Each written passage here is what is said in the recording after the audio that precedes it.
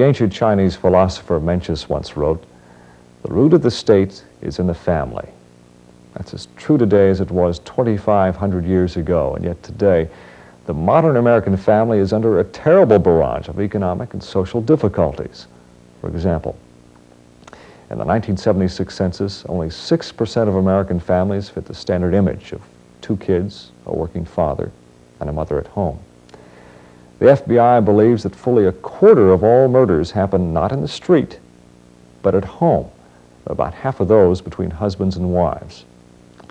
And marriage counselors polled by the National Institute of Mental Health estimate that only a quarter of all marriages are happy. In this second film, therapist and author Clayton Barbeau suggests that creating family really involves each member creating herself or himself in every moment they're alive. Many of the problems facing families today are caused by people who themselves have suffered and who are closed, twisted, unable to live in this very moment. They're unable to be genuine with themselves or their husbands or wives or children. But Mr. Barbeau suggests that we can be open if we try. We now join Clayton Barbeau as he discusses creating family before a live audience. We'll just keep them separate. The people named John are wearing blue coats. They've volunteered, even after last night being here, they volunteered to be up here and be the response panel. And I see we've got the same front row who signed releases against any unfortunate incidents that might occur, such as this man losing the strength in his arm, which occurred last night. Those of you who weren't here last night will just have to remain culturally deprived until the movie comes out, I suppose.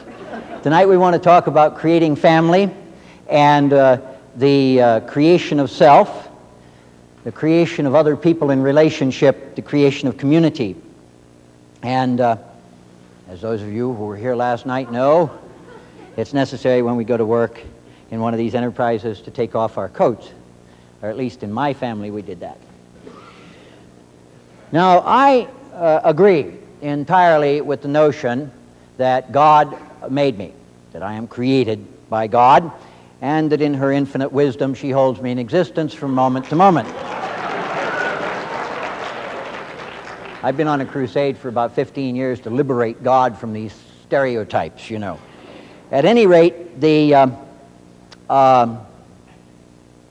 I agree with that notion, and I'm aware of the fact of the fragility of my own existence and that I could drop dead in a moment. Okay? I know that. However, the fact is that from the moment of my birth until the present moment, I've been actively involved in the co-creation of myself, and you have too. We are always involved in the ongoing work of creating the beings we are. Now, that's very crucial, because we're about to talk about relationships and creating relationships in family. And what I bring to a relationship at any given moment is the being I am at this moment, the energy level I have, the emotional state I'm in, the quality of my spiritual and physical well-being. All of that I bring into this moment. And before the evening's over, I'll have shown you some evidence of that. Okay? I cannot, for example, give you the benefit of a book I haven't read. I cannot give you the benefit of a rested body if I don't rest. Now, most of us begin life in a relatively open fashion. If we ponder back upon that, children tend to be very open, and some of us have tended to be more open than others. Now, we're all open and closed to some degree all the time. In a manipulative and exploitative society, it's crucial that we know when to close down and not to be open to certain situations or persons, or we'll be exploited or manipulated. We're never open all the time, but we shouldn't be closed all the time, and some people do that. Now, why do they do that? Well, you know, they may have begun life very creative, very open. See, if I'm open, we'll use the hand. If I'm open, like this, I can do numerous things. I can write books as fast as Zane Grey on my IBM Selectric, which I always mention because it has a good correcting ribbon on it. See, and making a lot of mistakes, I need that. I can... if I wanted to, learn to play the piano. I can wave hello to you. I can shake hands with you. I can receive gifts from you. I can give gifts to you. I'm an open person that way. You see, I can do all of those wonderful things. Now, let's say that when I'm involved in being that kind of open, freely giving and freely loving person, you come along or someone else comes along and they put a nail in the palm of my hand, you know, start driving it through, or they pop a hot coal in the palm of my hand, and I go whap, and I plunge it into freezing water, and I say, that's never going to happen to me again. And I come up like this, closed in and tight, and I say, I'm not going to be hurt that way again. Now, when I'm like this, a number of interesting things begin to happen. As Mary can tell you, that's turning blue, isn't it? Yeah, that's called rigor mortis. I'm dying. I'm dead. I'm just, well, I'm not really dead. I'm just undead. I'm not alive. You see, I just haven't stopped breathing yet. People will call me uptight if I'm that way. I can't give you any gifts because there's nothing in there. There's nothing in there but pain. If you look very carefully, you'll see that my fingernails are digging in. That hurts. Nothing in there but pain. I can't give you anything. I can't receive anything. It'll roll right off. I can't stroke you under the chin. It's called an uppercut. If I pat you on the back, I'm pounding you. If I try to wave hello or goodbye, it's a gesture of defiance. People say, don't go near him. He's so uptight, he might slug you. Threatening person. Now, such a person very often will do dreadful things to himself or other people. But sometimes the pain gets to a point where I decide that I might go see a guru, like Clay Barbeau, you see. Psychotherapists are just contemporary gurus of sorts. Or I'm going to seek some help, see. But let's say a person like that comes to me, and my task is during the first week or two to get them to risk being open enough to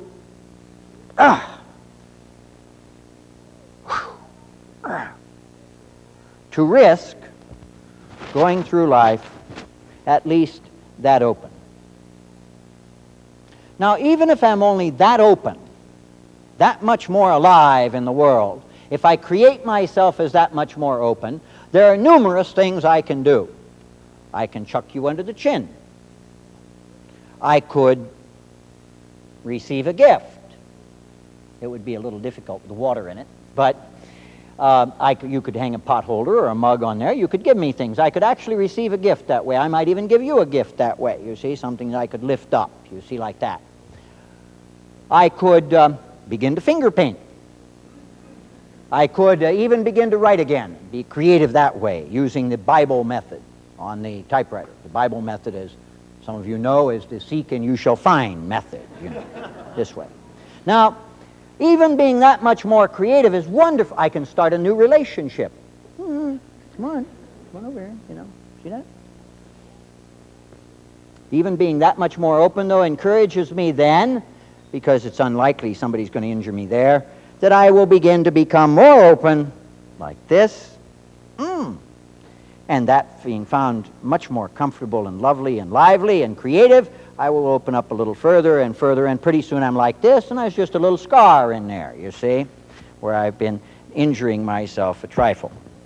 But now, once again, I'm open and free and can be as creative and loving and giving as ever before. Now, reality dictates, however, that I be totally aware of the fact that some fool may come along and pop another hot coal in the palm of my hand and cause me to desire to close off again. But before that event happens, in between the first and the second time, I've had all the advantages of being alive instead of undead.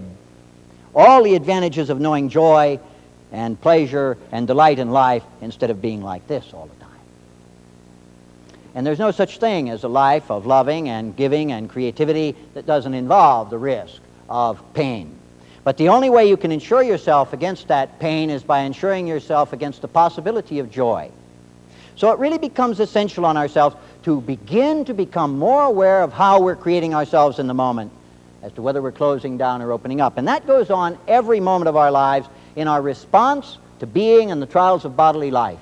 It doesn't matter so much what hits us as it does how we choose to respond to it. To this person at this moment, whether it's a little person in our homes or a big person in our homes, whether it's some neighbor, whether it's somebody at work, our choice is always how we're going to respond to that event or that person, or the event of ill health in the family, or another problem. Always it comes down to how we choose to respond. To give you an example, A few years back, I had a woman who was sent to me by her pastor, and she arrived at my front door already talking. She was absolutely livid and angry, and there was only one reason she was there, and that was she'd go through hell for Father. Father told her to be there, and she would go, and all the way up to my study, which is on the second floor of the house, she continued to talk about how she was going to divorce that man, only she didn't call him that man. She was very, very irate about him. She used language that I hadn't heard since my infantry days in Korea. I don't know where she got this vocabulary, you know, I really don't, but it was marvelous. And on the way, she also said that she was frigid. Remember frigid? Last night we talked about frigid. She said she was frigid, and I went to the thermostat and looked at it. You see, and I said, it says it's 76 in here, you know. And she said, no, I mean I don't have, and I said, oh, you mean you don't have orgasm? Why didn't you say so? Anyway, we got to the room, and she said she wasn't going to be converted to anything. She had already seen an attorney. She was going to divorce that so-and-so, and she went on and on and on. When she was finished with that diatribe, having taken about 20 minutes of her precious time and money to do that, I said to her, look, you're talking about your husband all this while, and I'm not interested in him. That's called gossip. He isn't here. I don't gossip. I want to know about you. And some of you will recall from last night the question I said, which was a very profound question about marital relationships. So I said to her, tell me about the marriage of your parents. How did they handle conflict? How did they handle intimacy? And how did you relate to the parent of the opposite sex? How did you relate to your father? And she said, you mean my natural father? I said, well, of course. Oh, well, I don't remember him too well, she said. Now, this woman had been in a 26-year marriage, right, to this so-and-so that she couldn't stand. She said, I don't remember my natural father very well, except as a warm fuzzy. I have pictures of him throwing me up in the air and playing with me, and I'm told he loved me, and I think I must have loved him. However, she said, the fact is that he died when I was 5 years old. Oh, okay. Then tell me about the marriage of your mother and your stepfather, because when you said natural father, I assumed you had a stepfather. She said, yes, I did, but I wasn't raised by my mother and stepfather. I said, oh? She said, no, I was given away to my aunt and uncle because my mother didn't want me in the new marriage. Oh, I said, Tell me about the marriage of your aunt and uncle and answer the same questions. Oh, well, she said, my aunt and uncle, I suppose they had a sort of normal marriage. I mean, they fought, but then they made up, you know, and they had a lot of hugging and so on. But, my uncle, he really was wonderful. Whenever I think of my father, I think of my uncle. I mean, he really loved me. And he couldn't wait to get home from work in order to play with me. And I just loved him, and oh, it was so wonderful. And we did all kinds of things together. And he loved me enough, he wanted to adopt me. And he and my aunt asked my mother if they could adopt me, but she said no, she wouldn't allow that. It would reflect on her as a mother, you see, and she didn't want to have that happen. I said, and she said, oh, it was so wonderful. And I said, that's all in the past tense. She said, yes, he died when I was 12. I said, oh. I said, that's interesting. What happened to you then? Did you go home to your mother and your new stepfather? No, I was given to my grandmother. Well, you were given to your grandmother at age 12, huh? Well, how'd you get along with her, and what was her marriage like? Oh, she wasn't married. She had been married 4 times, had 6 abortions, and she hated men. She said that there was only one reason for getting married, and that was, money, and she had lots of it, and but she didn't like men at all. But on the other hand, she treated me like her sister, not her granddaughter, but her sister. We did everything together. We shared everything. She was like Annie Mame. You know Annie Mame? She said, yes, she was like Annie Mame. We just did everything together. It was wonderful. I could tell her anything, and she shared anything with me. It was just wonderful. I said the past tense again. She died when I was 16. I said, what happened to you then? Well, my mother put me in boarding school. How long did you stay there? 2 years. What happened then? I got out. What happened then? I married. You married the man you're married to now? Yeah, I said, I'll tell you something. I want you to sit back in this chair. And I had her sit back in a chair, and I said, I want you to empty out yourself. I want you to be like an empty well. I want you to be very quiet. I want you to just be silent inside yourself. And I'm going to drop some words in there. And I would like you to reject the words if they don't fit, and if they ring true, so be it. And the words I dropped into her were, everybody I ever loved and gave myself away to died. And it hurt like hell, and I'm never going to go through that pain again. And she began to cry, and she cried, and she cried. And I'm a very inefficient therapist. I have this planned inefficiency. I hide the Kleenex, see, so that I can't find it readily. So I looked around for the Kleenex while she cried, you know. And then finally I allowed her to dry her tears. And she said, yes, that's true, that's true. I said, so you don't hate that guy you've been living with all these 2 decades and more? You just took out a life insurance policy on him. By hating him, by thinking you hated him, by keeping your distance from him, by telling yourself you hated him, by treating him as if you hated him, you thought you were keeping him alive. I said, you might invite him over here next week. I'd like to meet him. He must be a saint to put up with you for 20-some-odd years, you know?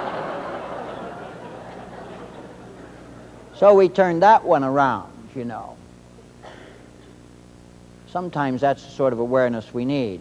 Somebody asked me last night, you see, if you can get to a deep-seated problem that rapidly. You just saw how rapidly it can be done. I sent her home after 30 minutes. Sometimes that's all it needs. Okay. What I'm talking about then is she created that relationship in terms of her own creation of herself. She was not going to be injured again, so this is the way it is. And he was a pretty tolerant man, you know.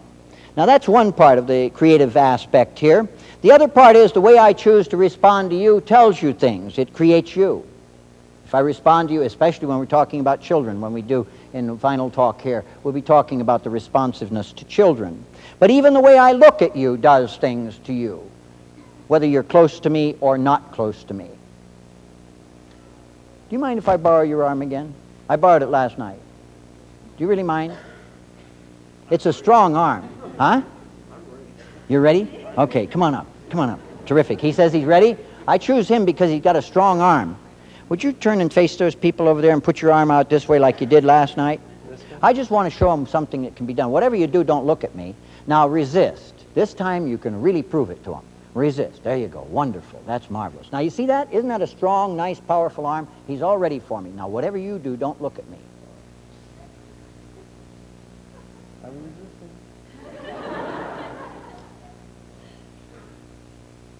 Resist. You've heard of looks that kill? In the Aboriginal tribes in the outback of Australia, they look at an individual who's broken a taboo, they put him in the center of the circle, the tribe stands around him, all the males do, and they look at him that way and they kill him. I didn't want to kill you, you see, so there are looks that kill. We can zap people by the way those were hard eyes. You saw those eyes? Yeah, hard eyes. Hard eyes slam people against the wall and they can drain energy. Did you notice the drain of energy? Oh, yeah. Okay, you want to put your arm back up?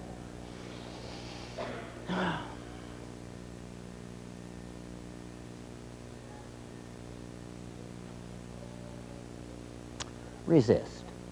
You notice that arm lift? He's twice as strong now as he was before, aren't you? Oh, yeah. Thank you.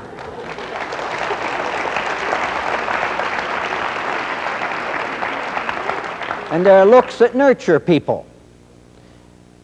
I just nurtured your arm. Do you mind that? It's wonderful, wonderful. We can give people nourishing looks just by looking at people. There are people in our midst sometimes, you know, who are just energy suckers. You know, you walk down the street and you pass one of them and you go, huh, what happened? And there are other people, you step in an elevator and you just feel great. They smile at you, boom. You know, there was one of those serving dinner back here. They served dinner to all the crew and myself back here before we start this. And there was one of those nice people who just leaning over and pouring the coffee gave me a boost of energy. There are nice, you know, batteries around. There are some in the audience. I keep going to them and getting more energy from them. Okay, I want to talk about how we create ourselves. And one of the ways in which we create ourselves, however, when I said we create ourselves in the now, one of the ways we prevent ourselves from creating ourselves is we don't really pay attention to the now. Some of us live in the past, and some of us live in the future, even in this moment. So that, for instance, in terms of our relating to one another, if you're trying to talk to me and I'm thinking about what I did this morning or the conversation I had, 10 minutes before I met you, or what you did yesterday to me, you're not there for me. I'm missing you. I'm missing the only creative moment I've got. If, on the other hand, you're talking to me and I'm thinking about tomorrow or the meeting I have to go to this afternoon or something like that, you're not there for me. I'm missing you, and you'll know it.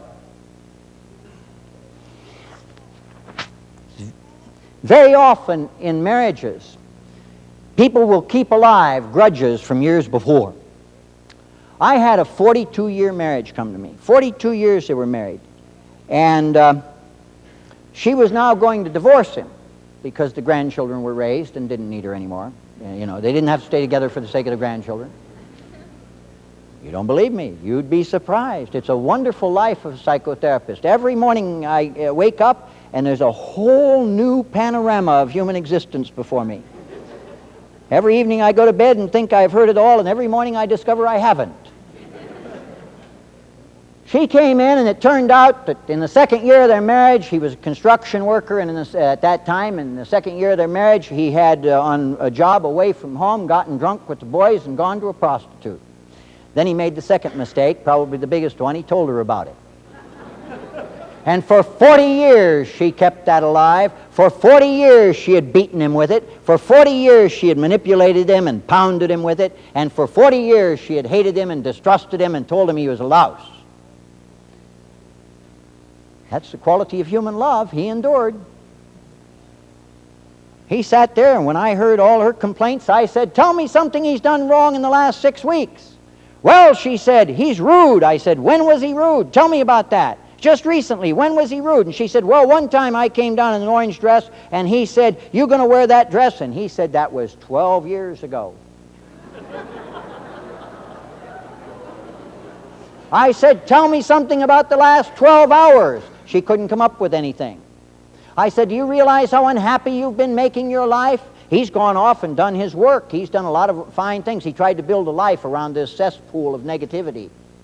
And he had succeeded, He continued to love her in spite of all that. That's real love, you see. He willed her good and committed himself to that marital relationship in spite of what she was doing. We turned that one around, too, but it took a little while because she was really entrenched in this past, you see. And we had to educate her that she had been creating all the misery because she refused. She refused to see that in the now he was okay and had been okay for a long time. Hadn't done anything wrong for a long time. But she was constantly taking the past and keeping it alive in the present. There are other ways we do that. I was giving a talk in the Midwest, in a major city there in the downtown area, mainly to about 60% of the 300 or so people who were there were over the age of 60 and lived alone in the inner city, and I was talking on loneliness and love. And we had an hilarious evening, absolutely hilarious, because it's absurd the way we make ourselves lonely, We create ourselves lonely in crazy ways. This woman came up to me in the middle of this talk, though, during the break period, and she said, "Mr. Barbeau, my husband died 12 years ago, and I've just been sick ever since. He died 12 years ago at Christmas time. He was a doctor, and he was talking to a patient over the phone in his office, and he just dropped dead of a massive heart attack 12 years ago at Christmas time, and I've just been sick ever since. I've been going to doctors about being this sick, and they can't help me any. They just keep telling me nothing's wrong. But I know I'm sick because I break down and cry all the time, and I especially cry when I see happy couples, and I just cry all the time." Now, I don't normally do instant therapy. See, it's bad for the competition. They don't like that, so I don't normally do it, see. It's just kind of unfair to them, see. But this time I thought this was a relatively easy situation to resolve. So I said, "You go over to that lady over there and you ask her if after this program is over, we can have a room for about 20 minutes and we'll take care of this problem for you." Now, this is called inspiring confidence in the client. Sometimes it's known as chutzpah. So I took her into this room and I had her sit down in a chair and I said to her, "Now look, you remember what your husband looked like?" She said, "Of course I do." I said, "Oh, good, because we're going to need that." I said, "Tell me, why is it important that he died at Christmas time?" And she said, "Well, at Christmas time, we always made up any arguments we had. And we had had an argument just 3 days before. And we hadn't talked to one another for 3 days. And even that morning, when he went off to work, I didn't even say goodbye to him. I didn't make his breakfast or anything. I was giving him the silent treatments, you see. And so he died before we made up. I said, that's what I thought. That's what I thought. I said, so you remember what he looks like? Yes, I do. I said, well, put him on that chair over there. Imagine him sitting on that chair over there. You got him over there? And she said, yeah. I said, okay, tell him all the things you would have told him that morning if you'd known he was going to die at 11 o'clock. So she did. She barreled them all out. She'd been rehearsing them for about 11, 12 years, you know. So she barreled them all out. She knew exactly what she was going to say. When she finished, I said, now move over there. So she did. I said, be him and respond. So she said all the things he would have said, you know. She gave them all back. She knew what he would have said. They'd gone through that every Christmas, you know. And she knew him pretty well. So she gave him back. Then I said, move over here and respond to that. So she did. And then she went back here and responded to that. And then she went back here and responded to that. That's called going crazy. Which is sometimes the sanest thing you can do, especially in a situation like this, because here it's called working closure. We were closing off the past. She had kept alive an open wound from the past and constantly corrupted the now with it, allowing that unhealed wound to constantly bleed. And she'd been going to doctors, as I told her, because her husband had been a doctor, and she was looking for them to forgive her. But they didn't know what they were supposed to forgive her for. So they told her, gave her placebos and told her nothing wrong with her, you know. And then she knew there was something wrong. By working closure on that, we left her now present and able to live in the present. There are other people, of course, who live in the future. They're going to heal the wounds in their marriage, or they're going to deal with the children, next vacation. Or they'll make a marriage encounter when they find the time, or something like that, you see? They're always going to find the time for these things, see? Well, one of these days I'll find the time to take the kids camping or whatever. They're always going to find the time. There are people who they haven't found the time to be alone together in their marriage, to nurture the relationship. They'll tell you, not since Junior was born. Junior's going to Washington State right now. See? Now, I don't know about you, but I've wandered around a lot, see? When I was in Korea, and we had pulled back briefly, I found a baby in a gutter, a live baby. That's a real find. Once in a camping trip, on a camping trip in the Sierras, I found a long-handled axe, which I still use on my camping trips. Perfectly good axe. I like that axe. Somebody dropped it off their pickup truck or something. It was lying there by the trail. I even found a $20 bill a couple of years ago on the way to the supermarket. There was this $20 bill lying there, just right there on the sidewalk near the bus stop, $20 bill. I picked it up. Nobody around. Now, you know, in this economy, if you find a $20 bill, you better turn it into something real fast. So I went into the grocery store and I bought a bottle of Chivas Regal. Right there. Boom. Something that wouldn't evaporate as fast as a $20 bill does, you know. And could nurture me for about 6 months on that bottle, okay? But in all of my wanderings and in all of my travelings and in all of my peregrinations and findings, I have never found as much as 5 minutes anywhere. I have never been walking to the grocery store and said, oh, look, somebody dropped 20 minutes. Look at that. We can use that to nurture our relationship. I have never been in the Sierras and found a Saturday somebody left over from a camping trip. Perfectly good one, too. Just a little frayed around the edges. Must have fallen off a pickup truck. Time is not found. We create time. We make time to enhance a relationship. We create time for the things and the persons and the events that are important to us. And in placing our time there, we're placing our life there. In fact, when you and I were in high school, you will recall that when we were enhancing the relationship with a beautiful woman, you know, young woman, what did we call it? We called it making time, didn't we? You remember that? Making time. You haven't remembered that for 25 years, have you? They don't call it that anymore. When we talk to teenagers like Tammy, they'll tell you they call it making out or messing around or something. I'm going to try to get Tammy to get up a petition for more classiness among teenagers. But at any rate, we did call it making time, and we knew what we were doing. We were making time to enhance and enrich a relationship, to get to know one another better. And more marriages need to make more time. Where I put my time is where I'm putting my life. This is the only moment I'm alive. I'm not alive tomorrow. And I'm not alive 5 minutes ago. That's gone. It's already on tape. I can't do much about that. I can close it off. I can use it to learn from. I need my past in order to have a sense of my identity, a sense of my history, but that's where it stays, because I can't live in the past. And if I keep the past alive, I corrupt the now. And some of us keep the past alive by virtue of the fact that because of our past experiences, we allow fear and anxiety to cloud our future hopes. We project that on the screen of our future, and we keep occluding the now. We keep blotting out the now, and we never really enjoy the moment. That's one way we do it. The other way we lose the creative moment in our relationships and in our peace with ourselves is another very interesting thing we do, that even when we're in the now, we should ourselves. Oh, we should ourselves a lot. Oh, my. We tell ourselves, no matter what we're doing, we're telling ourselves we should be doing something else. Get the young mother who has varicose veins, you know. Doctor says, you got to have your legs up, see, 10 minutes on the hour, let that blood flow down. So she's got her legs up and she says to herself, I should be doing the dishes. If she's doing the dishes, she said, I should be resting my legs. You know? There are people, if they're cleaning the garage, I should be mowing the lawn. If they're mowing the lawn, I should have cleaned the garage yesterday. There are people right here now saying I should be taking notes.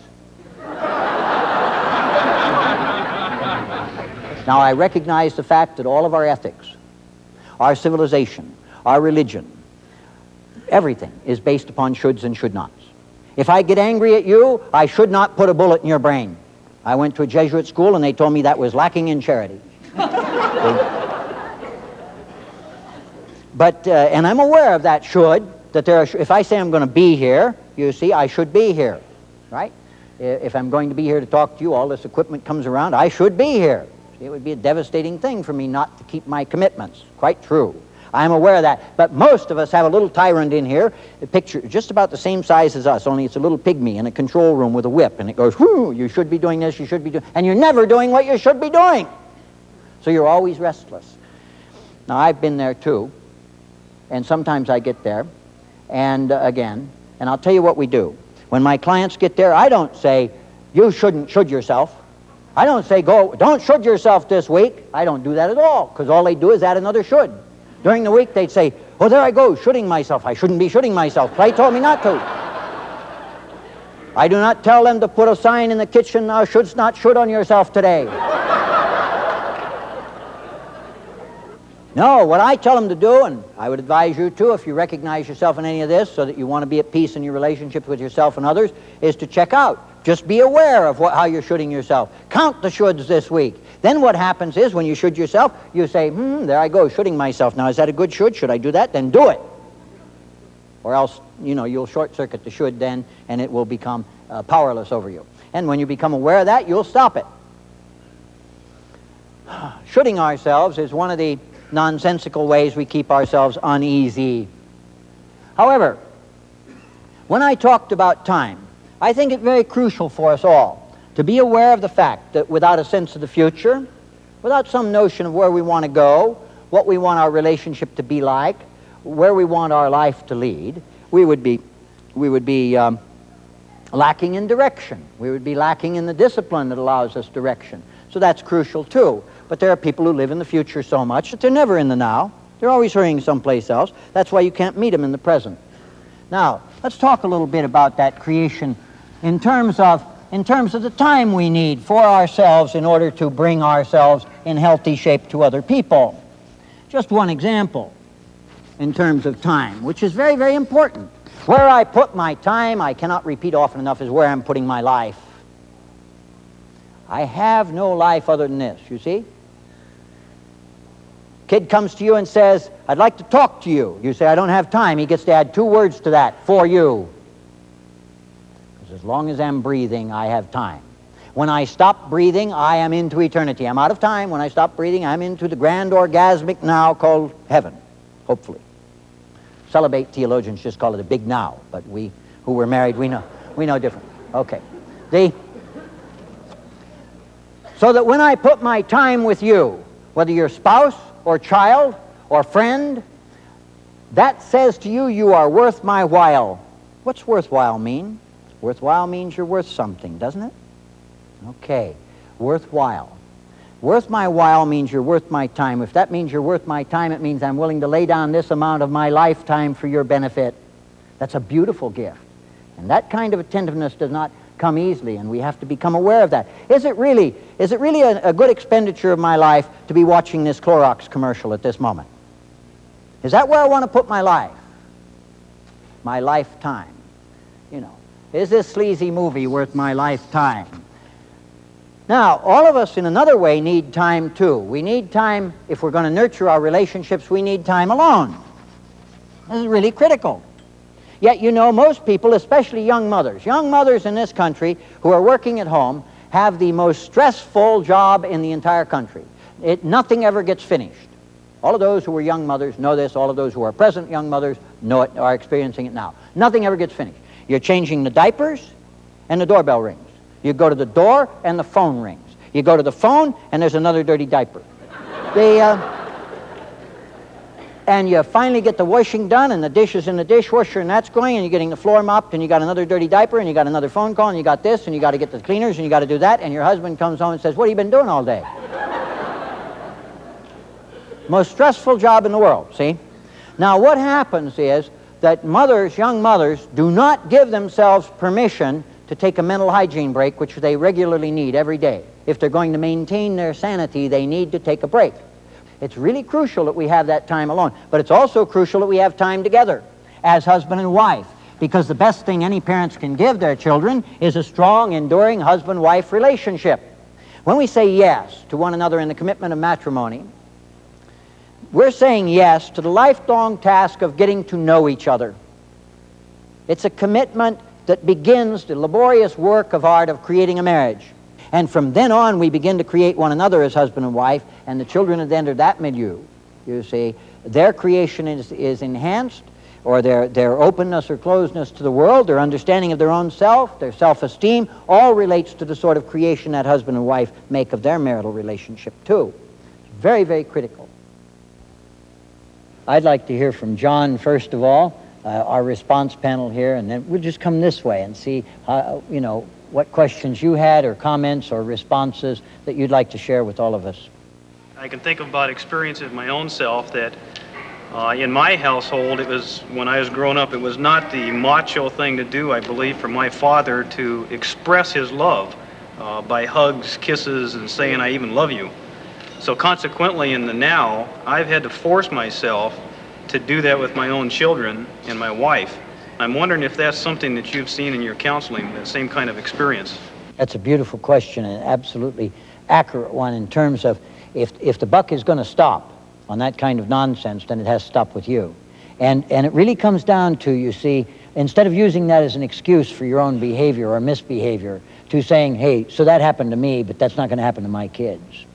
See, one of the hallmarks of, for instance, a child abuser is that that parent was himself or herself an abused child. These are people who didn't have the buck stop with them. So that you're quite correct. It at first will require an effort because you had no father-son relationship as a model for the one you're trying to create. And you've benefited by saying, "Okay, you know, so that happened there. This is the way I'm going to behave." Other people would scapegoat. By that I mean they would say, "Well, I can't do any differently, I don't know any better." And they would cop out of what you're going through, which is growing. Which is, see, because growing requires effort. People are lazy. Another name for original sin is laziness. People are lazy. And especially they're lazy when they come under the impulse of grace to grow up and move into a new level of awareness as to loving, which is what you've done. See, there are people who know that, but they won't do it. And they won't do it because they're lazy. Growth requires a little effort. Yeah, great. I just think that's wonderful, what you're doing. Fine. I really saw myself on the blackboard when you were talking about the should person. I'm a little bit past and a little bit future and work on being now, but boy, the shoulds are there all the time. And I was wondering, is now that you've brought this out, is being aware of that going to help? Awareness, from my point of view, Marianne, awareness is a source of growth. If I get up in front of these people and my fly is open and I don't know it, there's nothing I can do about it. They'll have all kinds of opinions and attitudes and fears and hopes and all kinds of things going at that point. And there won't be a darn thing I can do about it because I'm unaware of what I'm doing, what's going on, see? Now, but if I become aware of it, I get a choice. Awareness is the root of choice. If I become aware of it, I can do a number of things. See, imagine all the wild variety of choices I get. I can run from the stage screaming. I can shyly turn around and zip up. I can say, oops, and do it publicly, you know. There are a number of things I can do. In other words, once I am aware, I have a selection. I then have options. And then I get to exercise freedom, which is the glory of a human being. We are not conditioned animals. We have free choice. It's what distinguishes us from animals. And so that choice comes from an awareness of options, okay? Some people don't know they have options because they're not made aware. One of the great values of therapy is that if the therapist knows what he or she is doing, that he is, or she, I have some excellent women therapist friends, is aiding that client to become more aware of his or her own power to change his or her life. It's fantastic. And that's where it's at. And change is the name of the game. Marvelous. Okay. Do you have any comment, Mary? That's Marianne. What you said about time really hit me, because I've sort of been dealing with that. I work and we have children, and I know I need time for myself, and John supports me in that. But actually finding that time is really difficult for me. What did I say about finding time, Mary? Yes, Come on now. find time. See, there I am. Creating the time. Creating the time. How do I create the time? I know you're aware of it and you make the decision, but how do I actually create a half hour out of a 28-hour day? That's wonderful. Wonderful question. How do we create time? See? How do we make time? I think that it becomes very crucial for us as couples. Now, let me give you an example. My wife, after the youngest child went to school, my late wife took a job with a friend of ours in his law office from 9 to 2. See, from 9 to 2, 2:30, depended. So that she left after the kids got to school, and she came home before they got home from school. But when she came home, she went up to we have this 4-story wooden building, and she went up to the second floor where the sun shone into one of the bedrooms, and with a cup of tea, and she'd spend a half an hour in there. I don't know what she did in there, whether she plucked her eyebrows or read a Harlequin romance. I'm not sure. That was her business, because that was her private space, that hour, or half hour, pardon me. She was ready for the fray of the day, okay? That was her private time there, every day. And kids didn't interrupt her because they knew that was the time Mommy got to sit and be quiet. See, maybe do her prayers. Whatever she did, it was up to her. I never invaded that private space. I think that's one way of doing it, is to build it in almost on a regular basis as an obligation to yourself. I can't give you the benefit, as I said earlier, of a body that's not rested. I can't give you the benefit of a brain that doesn't feed itself, of a contemplative mind if I don't contemplate anything. It's really crucial that I understand that what I bring to you is where I am at the moment. And I'd like to show you something. John does not know what I've asked Mary to do, okay? I want to show you something. He doesn't know. You didn't tell him, did you? No, you didn't tell him. You want to come up here a minute? You want to stand right about here? Right about here? Would you come up here a minute? I need you. Oh, we need you. Yeah. Would you hold hands? I mean, okay, don't look at her. You look at them and put your arm up. You've learned how to do it from him, okay? Now, I've asked her to do something. Would you do exercise 1 as I described it to you, and nod your head when you're focused? I will say resist to you at the proper time, and your job is to keep that arm raised. And I'm going to press right there. When I say resist, you be ready. Okay? Resist. Now, that's a nice, strong arm. That's a powerful arm. Would you do exercise 2 as I ask you to do it? Take your time. Take your time. When you're focused, nod your head. Resist. Now, did I push harder than before? No, I did not. He lost his power. Didn't you lose your power? Would you do exercise 3 as I described it to you? Take your time, nod your head when focused. Resist. His arm is now about twice as strong as it was before, isn't it? Mm-hmm. He's twice as powerful as he was the first time. The first time you were about normal, right, as I understand it. Second time you had no strength, right? You lost your power. Third time you had twice the strength. You could feel it. You want to just tell him what you could feel? I could just feel myself relaxing the second time. Relaxing, that's one word for it. What else did you feel? It just sort of emptied. He emptied out. He lost strength is what he did. Okay? I could feel the expression on my face change the third time. I felt more intense and more serious. Would you mind telling them what I asked you to do? The first time he asked me to just react normally, or to... She was behaving normally, and he had, by that I mean she was in a normal space that she's in this evening. He had normal strength. John had normal strength. What happened the second time? He asked me to think about something that was very sad. She had a single sad thought, and he lost his power. What happened the third time? He asked me to think about something that was very happy. She had a happy thought or a happy memory, and he gained strength and gained energy. Okay? Must have been sex. Must have been sex, he said. He got intense. There you go.